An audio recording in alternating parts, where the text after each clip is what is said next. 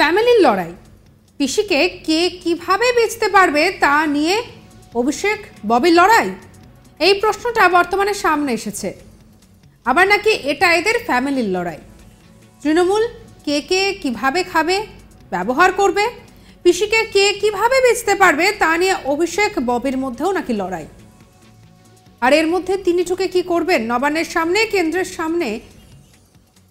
কেন্দ্রের সমান হারে ডিএর দাবিতে বিক্ষোভকারীদের মঞ্চে হাজির হয়ে এই মন্তব্যই করলেন বিজেপি নেতা সজল ঘোষ।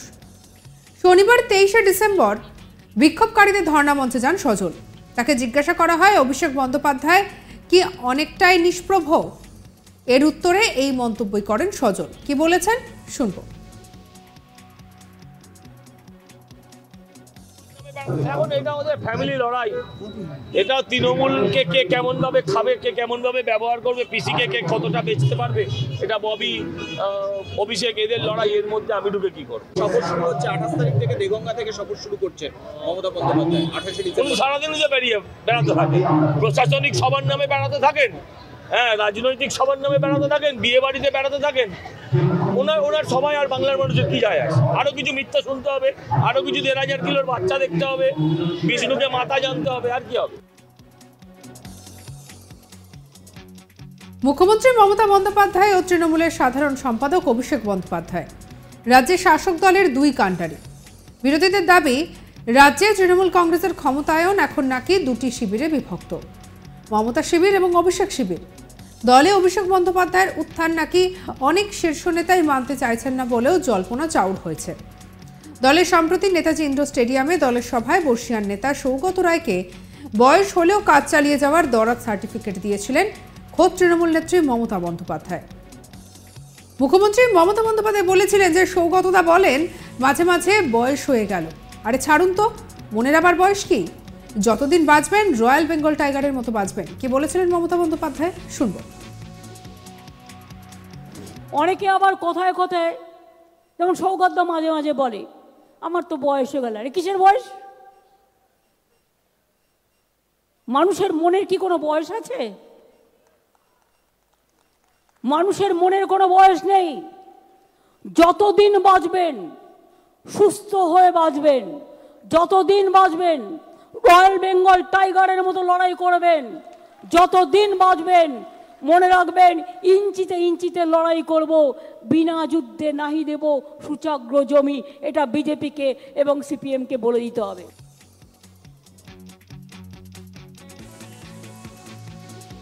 যদিও খুড়তুতো ভাইয়ের বিয়েতে উত্তরবঙ্গ সফরে যাওয়ার সময় কলকাতা এয়ারপোর্টে অভিষেক বন্দ্যোপাধ্যায় রাজনীতিতে প্রবীণদের প্রোডাক্টিভিটি নিয়ে প্রশ্ন তুলেছিলেন।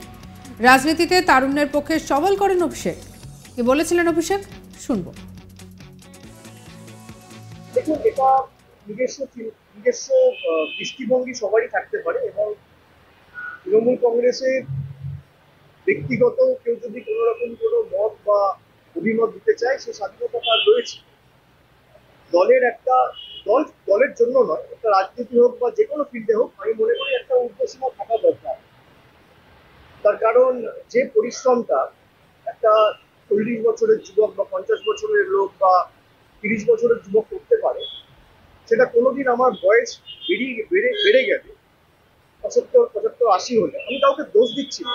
নতুন যারা আছে তাদের অত্যন্ত প্রয়োজন। প্রত্যেকটা দলে তাদের অভিজ্ঞতা, তাদের লড়াই করার যে এক্সপিরিয়েন্স, তাদের যে মানুষের জন্য কাজ করার মানসিকতা, আমি মনে করি যে সেটা সর্বত্র প্রয়োজন। কিন্তু আমি প্রোডাক্টিভিটি যদি দেখি, আজকে প্রোডাক্টিভিটি কিছুটা হলেও কম, সেই দৃষ্টিভঙ্গি থেকে হয়তো উনি বলে থাকতে পারে।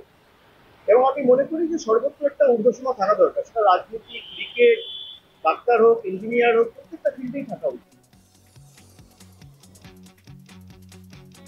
এ নিয়ে জল্পনা তুঙ্গে ওঠে রাজনৈতিক মহলে। দলনেত্রী মমতা বন্দ্যোপাধ্যায় সৌগত রায়কে দরাদ সার্টিফিকেট দেওয়ার পরও কেন অভিষেক প্রবীণদের প্রোডাক্টিভিটি নিয়ে প্রশ্ন তুললেন? তবে রাজনীতি বড়ই বিচিত্র জিনিস। এখানে আগে থেকে তো কিছুই বলা যায় না, কিছুই স্থির করে নেওয়া যায় না। সম্প্রতি 20শে ডিসেম্বর 100 দিনের কাজ সহ অন্য দাবি দাওয়া নিয়ে প্রধানমন্ত্রী নরেন্দ্র মোদীর সঙ্গে সাক্ষাৎ করেন বাংলার মুখ্যমন্ত্রী মমতা বন্দ্যোপাধ্যায়। যুক্তরাষ্ট্রীয় পরিকাঠামো মেনে তা করতেই পারেন তিনি। দিল্লিতে ছিলেন অভিষেকও। আর এখানে অন্য সমীকরণ দেখতে পাচ্ছেন রাজনীতির কারবারিরা। এটা করে যেন মমতা অভিষেকের মধ্যে ফাটল ধরানোর চেষ্টায় থাকা বিরোধীদের যোগ্য জবাব দিয়ে দিলেন মমতা বন্দ্যোপাধ্যায়। বুঝিয়ে দিলেন ভাইপো অভিষেক বন্দ্যোপাধ্যায়ের সঙ্গে তার সম্পর্ক যথেষ্ট মজবুত এবং অটুট।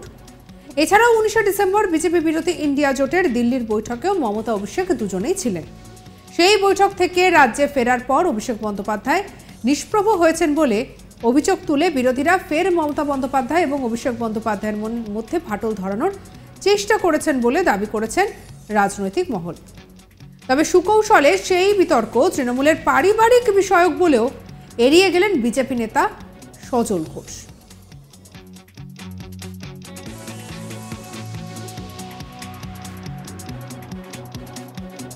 কে কতটা বেচতে পারবে এটা ববি অভিষেক এদের লড়াই, এর মধ্যে আমি ঢুকে কি করব? পিসিকে কে কতটা বেচতে পারবে এটা ববি অভিষেক এদের লড়াই, এর মধ্যে আমি ঢুকে কি করব? সজল ঘোষ বলছেন যে এটা এদের ফ্যামিলির লড়াই। তৃণমূল কে কিভাবে খাবে, ব্যবহার করবে, পিসিকে কে কিভাবে বেচতে পারবে তা নিয়ে অভিষেক ববির মধ্যে লড়াই। এর মধ্যে তিনি ঢুকে কি করবেন? নবান্নের সামনে কেন্দ্রের সমান হারে ডিএর দাবিতে বিক্ষোভকারীদের মঞ্চে হাজির হয়ে এই মন্তব্যই করলেন বিজেপি নেতা সজল ঘোষ। শনিবার 23শে ডিসেম্বর বিক্ষোভকারীদের ধর্ণা মঞ্চে যান সজল। তাকে জিজ্ঞাসা করা হয় অভিষেক বন্দ্যোপাধ্যায় কি অনেকটাই নিষ্প্রভ। এর উত্তরে এই মন্তব্য করেন সজল।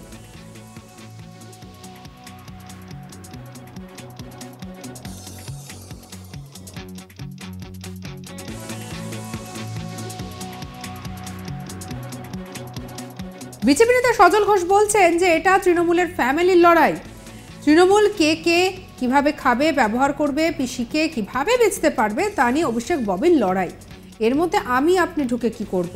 উনি তো সারাদিনই বেড়াতে থাকেন, প্রশাসনিক সভার নামে, রাজনৈতিক সভার নামে বেড়াতে থাকেন, বিয়ে বাড়িতে বেড়াতে যান। ওনার সভায় বাংলার মানুষ কি আসে? আরও কিছু মিথ্যা শুনতে হবে। কি বলেছেন শুনবো।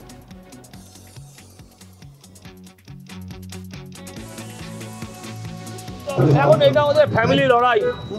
এটা তৃণমূলকে কে কেমন ভাবে খাবে, কে কেমন ভাবে ব্যবহার করবে, পিসিকে কে কতটা বেচতে পারবে এটা ববি অভিষেক এদের লড়াই, এর মধ্যে আমি ঢুকে কি করব? সফর শুরু হচ্ছে 28 তারিখ থেকে দেগঙ্গা থেকে সফর শুরু করছে মমতা বন্দ্যোপাধ্যায়। 28শে ডিসেম্বর সারাদিন যে বেড়াতে থাকেন, প্রশাসনিক সভার নামে বেড়াতে থাকেন, হ্যাঁ রাজনৈতিক সভার নামে বেড়াতে থাকেন, বিয়ে বাড়িতে বেড়াতে থাকেন। ওনার সবাই আর বাংলার মানুষের কি যায় আসে? আরো কিছু মিথ্যা শুনতে হবে, আরো কিছু 1500 কিলোর বাচ্চা দেখতে হবে, বিষ্ণুকে মাথা জানতে হবে, আর কি হবে? এখন এটা আপনি জানাতে পারেন আপনার মতামত কমেন্ট সেকশনে। অন্যান্য খবরের জন্য লাইক করুন, শেয়ার করুন, সাবস্ক্রাইব করুন আজ তাক বাংলার ইউটিউব চ্যানেল এবং হোয়াটসঅ্যাপেও আমরা রয়েছি, তাই ফলো করে নিতে ভুলবেন না।